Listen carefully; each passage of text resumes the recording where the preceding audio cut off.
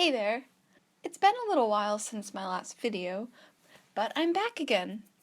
I just returned from a semester studying abroad in Japan. It was definitely the most incredible experience of my life. I went to a lot of amazing places, but one of my favorites had to be a city called Nara. It's a little bit far to travel to from where I lived, but it made for a perfect day trip.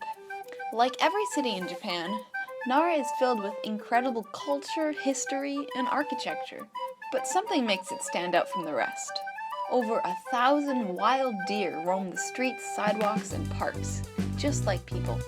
If you are new to Japanese transportation, like I was, it might take a while to figure out how to get to Nara. You have to ride at least 5 different trains. Luckily, my friend Tatsuya is a genius at directions, and we got there without any major problems. Right after stepping out of the train station, we walked right into the deer's home territory, Nara Park. Huge herds of them approached me as I walked by, like I was a celebrity. But it didn't take me long to realize that this was happening to everyone. All the deer wanted was food. They could care less about my hug. In order to gain their attention back, I had to buy a pack of deer cookies, which were sold all over the town.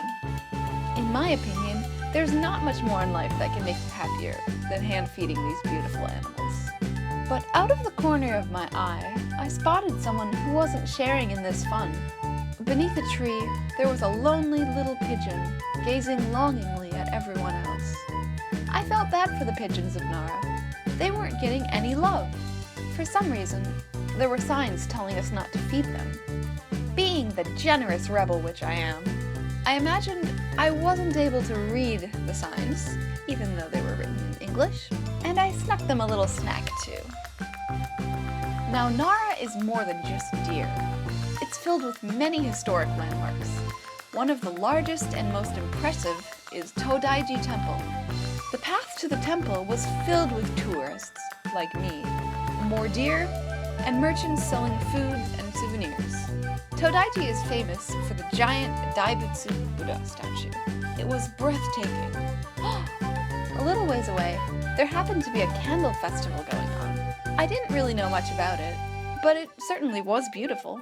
After exploring the surrounding forest and a traditional style house, we finished the day with a delicious soba dinner and caught the train back home. It was seriously one of the happiest days of my life. If you ever want to instantly cheer yourself up, I recommend hanging with my dear friends. If you ever find yourself in Japan, definitely go to Nara. And on the way there, if you happen to lose your way, the town's mascot, Sento-kun, who is part deer and part Buddha, will always be there to give you a hand. Or a hoof.